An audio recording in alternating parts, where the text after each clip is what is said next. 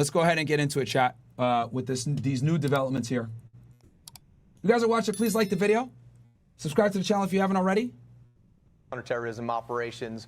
Myron Gaines X, Rumble and YouTube. Pinned at the top on Rumble. Follow that channel. PD and Fox News contributor Paul Morrow. Paul, thanks for joining us. Thank you for having me. Listen, the FBI says today, hey, we've done a good job. We've thwarted 2 of these attacks, but the enemy, they only have to be right once. We have to be right every time. Do you think D.C. is prepared with everything coming up for if someone does get through with bad intent and the means to do bad things?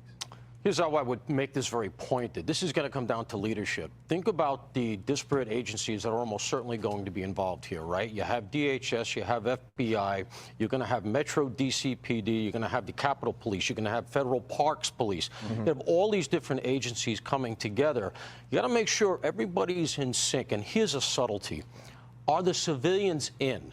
Okay, a big part of this kind of operation is the civilian analysts. And one of the great force multipliers. You hear about it all the time in the intelligence community. Our civilians keep us synchronized. They take all this disparate information. They're the ones who produce those threat products that we hear about, those bulletins that come out. Those come from civilians almost 95% of the time. Are they in? Because the last audit we heard, there was, what, 1% in if you take out the security guards and the gun carriers? So are they in? Is this being organized? Are all ships at sea being activated here to make sure that this upcoming series of events, which there's a number of them, we're coming into that season here, are all hands on deck, and is everybody pulling in the same direction? Paul, we're 4 years now tomorrow, January 6, 2021. Tomorrow will be January 6, 2025.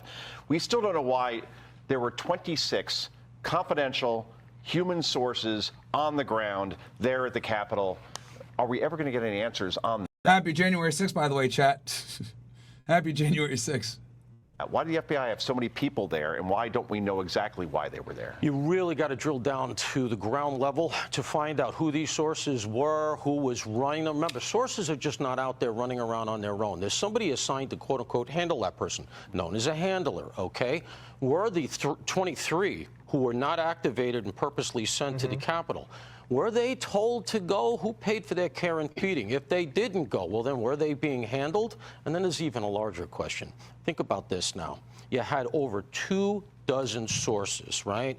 That argues that at least 26 different FBI agents were handling these sources for God knows for how long, at how much expense. How did they not pick up that this was going to happen? If that's how I ran my unit, and I had that level of penetration in place, and I got no indicia of the fact that something like what occurred was coming, I'd have been walking a foot post. I think that's a really salient question we have to ask ourselves. I don't like treating counterterrorism and this kind of prophylactic work as zero-sum. Yeah. You can always miss something. Yeah. But that said, with this level of penetration, you got to say to yourself, guys, how'd you miss it?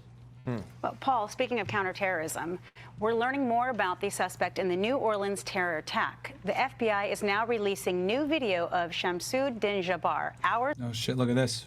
before he allegedly killed 14 people on New Year's Day. Authorities also revealing that the suspect made 2 recent visits to New Orleans to scope out the eventual crime scene. This new video shows him using Meta smart glasses to record a bike ride along Bourbon Street just months before the tragedy. And the FBI is looking even further back, now investigating his 2023 visits to Cairo and Canada. We are looking to get some clarity on as to the purpose and reasoning behind each of those individual trips. Our agents are getting answers as to where he went, who he met with, and how those trips may or may not. Okay, this is a special agent in charge of the FBI. I think we looked him up last time, guys. This guy's ATF, I could tell from the pin on his badge. Then this guy, I don't know what that is. But yeah, this is definitely Bureau. This is ATF. Tie into his actions. You know, Paul, from the information that we've gathered, whether it's accessing ISIS paraphernalia online, purchasing material for IED, and now this new information about his recent travel, what do you make of it? So the travel is concerning, obviously. The first thought I had when I saw Egypt was that it's very close to Gaza, all right? And so, you know, is there any indication that he was in Gaza at any point or anything like that? There's no such indication. I'm just speculating. What concerns me more, actually, is Canada, and that's just because of proximity, right? What was he doing in Canada, and why was he there? Now, according to the brother's timeline, this would precede his quote-unquote joining ISIS, right? The brother said it was before last summer. So maybe at this point he wasn't fully radicalized. Maybe the trips were benign, okay? We really don't know. This is where I come down to the idea that I was saying earlier about it's tough to hold the counterterrorism operators to a zero-sum standard because, you know, if he took 2 trips that were relatively benign, if he was very cautious about how he bought what he bought, and if he used some encrypted apps, et cetera, because of our First Amendment system, it's very, very tough to pick these kinds of things up. Yeah, guys, encrypted apps, as much as people think, are actually really hard to crack, man. They are not easy. I mean, when I was on a job, WhatsApp and all this other shit was very tough to crack. You would need the physical device there a lot of the times to get the messages. Not going to get them all. In this case, where you really have to look is at the ground level security. That's like one of the biggest misconceptions when it comes to like tinfoil hat guys. Like, oh, the government can't do this, bro. Like, trust me, a Cellbrite can only take you so fucking far. And a Cellbrite, guys, is a piece of technology that you basically. Okay, do y'all want me to go through? Because this is a whole. I just realized if I go into this, it's kind of like a little side thing. You guys want me to explain how data is extracted from phones? Give me ones if you guys want me to, or we keep doing this coverage. One of you guys want me to explain how phones are extracted. 2 if you guys want me to just keep going. Because I have explained this before, and it is a bit nuanced, and I don't want to derail the stream. So let me see what you guys want. Looking at the chats.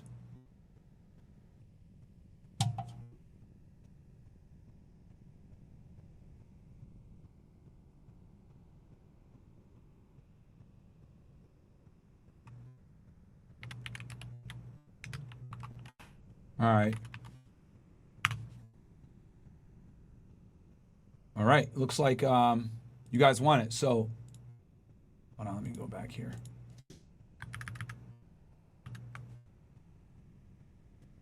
All right, so the way it works is this, guys. So the Cellbrite, right, is this device right here. I'm gonna pull it up for you guys.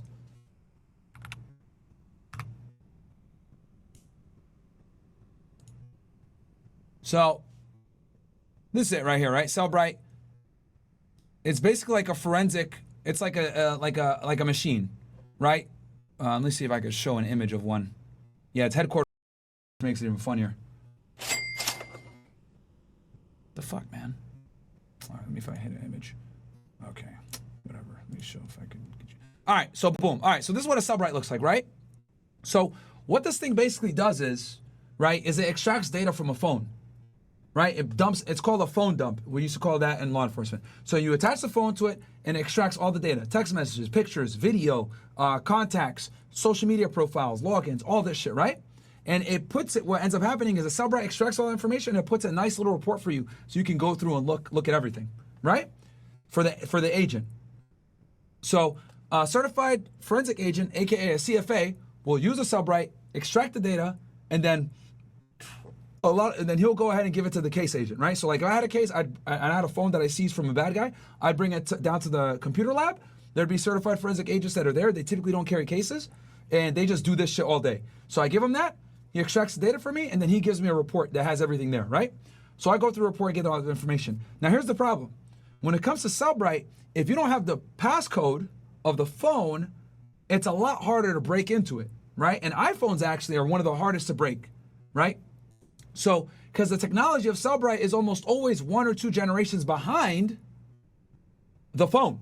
So that puts it in a kind of weird spot because the data is almost, the government's always lagging. So I remember when I was on a job, like iPhone 10s were a nightmare to fucking open. Right? Any of these things with like a face recognition, they're a nightmare to get open. So now, is all lost if you don't have the code? No. If you don't have the code, you can still attach the phone to the Cellbrite. But what's going to happen is the Cellbrite is going to slowly decode the passcode. But this could take hours, days, weeks, months. Hell, in some cases, if the phone has like a very long password, it could take years, guys. And the reason why is because when Cellbrite is like trying to decode the code, what it's doing is it's doing it in a surreptitious manner to not alert the phone to close down. As you guys know, most phones have like an auto locking or auto wipe feature where if you put in the code 10 times, the phone starts to wipe itself. So what Cellbrite does, it's such a sophisticated piece of technology, it does that but secretly. But the caveat to that, though you're able to extract it without getting the phone deleted, the caveat to that is it's extremely fucking slow, right? So that is how the feds get into phones, and that is how it's very difficult. If they don't have the passcode for the phone, it takes them a while. This is the problem they were encountered with Matthew Crooks. So they were able to get into Matthew Crooks' phone, but they had to send it to Quantico. Matthew Crooks, the guy that tried to kill Trump, by the way, in Butler, Pennsylvania. They were able to send it to Quantico to get it looked at, but it took them days to be able to get the phone unlocked and look through everything. Give me ones in the chat if that all makes sense, guys. Give me ones in the chat if that makes sense, you learn something new.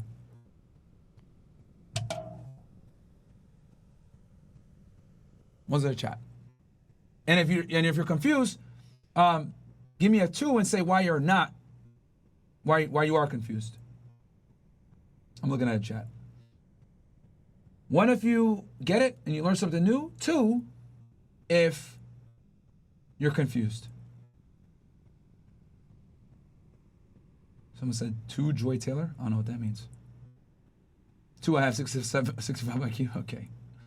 Thank you for the explanation. Got it. That's what I'm here for, man.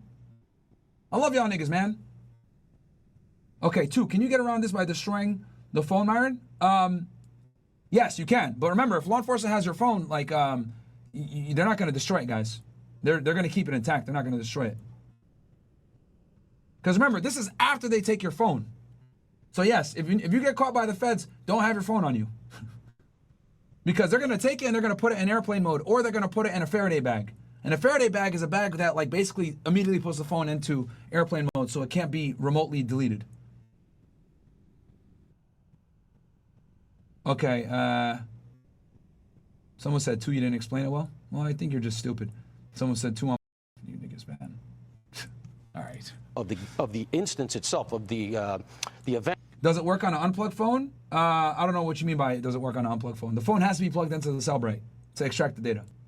Of New Year's Day. Yeah. That's not the Bureau, that's the local PD. But it seems like the intelligence gaps. If he was accessing any of this online, which it seems like that's how a lot of people get radicalized. No question. How did they miss that? So the best way to get that. Also, guys, do me a solid, man. We got almost 1,800 of you guys watching on YouTube. Please like the video. Let's go up in the algorithm. We're going to be streaming 5 p.m. every day. We're going to be cooking. We're going to be taking over. 3 streams today coming up. Like the video for me, guys. Let's hit 1,000. Let's hit 1,500. We're at 958 right now. Let's hit 1,500. Kind of stuff is on the other end, because you can't look at everybody in America's social media all the time. We don't have the resources. And again, there's a continuum in a First Amendment society, which is our strength, right? It's what really makes our system unique. It's also our greatest vulnerability. There's a continuum where you're allowed to do. Oh, someone said react to Joy Taylor, Fox Sports. All right, let me look this You're up. allowed to do it. Now you're into something. And then we got to do Money Monday soon after this, guys. Something else we need to look at you. That gray spot right there, that sweet spot for investigators is very tough to hit. It's very lawyered, and that really is the difficulty. Yeah, and we're also following the explosion outside the Trump Hotel in Las Vegas. An ex-girlfriend of the Green Beret who allegedly blew up the Cybertruck says he struggled with injuries and was depressed. And according to a U.S. Army spokesperson, the suspect frequently used the Army's mental health resources, adding, quote, he did not display any concerning behaviors at the time and was granted personal leave. All relevant records were provided to the FBI as the lead investigative agency. You know, this is so different, Paul. Oh, okay. I know who this chick is, guys. I actually commented on a clip from Twitter. So, okay, I got y'all niggas. I'll react to this for you guys. No problem. Right after we finish this. And the only thing that was coincidental was Let's go, Chad. We cooking. Are you not entertained? Cover debates. Help y'all niggas make money. Comment on, true crime. You're not fucking entertained, bro. We're taking over 2025. day I'll do Joy Taylor right after this. that these two events occurred. This is a personal tragedy, isn't it? Yeah, it does look that way. Those of us who were commenting on the 2 events subsequent to them were saying that, they feel different. They don't feel linked. The motive doesn't seem to be a commonality between the 2 of them. This looked to me right off the bat as a message suicide. Right, and one of the facts, and we have to deal with facts now, there's been a lot of supposition. One of the facts that's undeniable here is that there does seem to have been a triggering event, and that was a relationship, which is very often the case. So, yeah, they're alleging that the kid, his kid, didn't match his DNA, and they're saying that might be the reason why he did what he did. But no one really knows, guys. No one really knows. But that's the rumors coming out, is that his kid, his wife more than likely cheated on him because the kid ain't his, which that's terrible, bro. He got cucked like that. But that's the reality for a lot of military guys, bro. They're never home. I would argue girls do some that we thot have shit. a PTSD situation, something relative to his relationship going south. Apparently, there was a big argument about infidelity, etc. Told you. Apparently, he didn't really seem to want to hurt anybody or that many people. It wasn't like a terrorist event where he was trying to get a body count, because for a guy who has sophisticated training, it was a very unsophisticated device, and it really didn't do a lot of damage, thank God. So it seems to me. Yeah, I don't think his intention was to kill people either, guys. I think he was just trying to send a message. I don't think this guy, because if he was trying to kill people, bro, like the guy's literally, like I think he was a Green Beret or SF or something like that.